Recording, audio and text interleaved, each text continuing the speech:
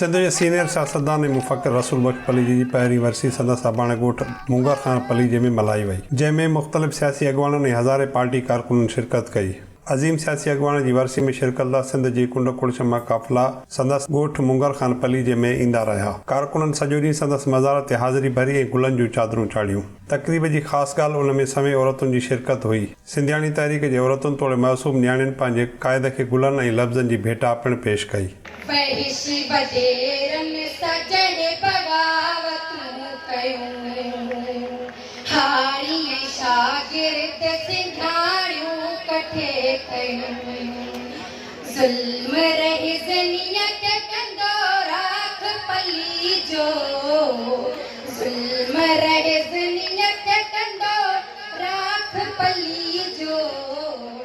तकरीब में Sindh united party के सरबराह सैयद जलाल मामूद शाह, सीनियर सहाफ़ी वसतुल्ला खान, डॉक्टर अयूब शेख, इलाही बख्श बिकक, कमर जमा राजपर, जुल्फ़कार वाहूचे ऐं ॿियनि पिणु शिरकत कई। तकरीब खे अवामी तहरीक जे सदर सजाद चांडियो, जीएन खोसे ऐं ॿियनि ख़िताब कंदे चयो त रसूल बख्श पली जे जिनसी मतभेद खे रद्द करे समाज में नवां क़द्र मुतारफ़ कराया। संदसि शुमार उन्हनि इंसाननि में थिए थो जेके मरण खां पोइ बि पंहिंजे नज़रिए फ़लसफ़े लिखियल किताबनि ऐं नज़रियाती कारकुननि जी शिकल में हमेशह ज़िंदा रहंदा आहिनि। रसूल बख्श पली जो सिंध जी हिकु अहिड़ी यूनिवर्सिटी हो जितां हज़ारे औरतुनि, मर्दनि ऐं ॿारनि तरबियत हासिल कई।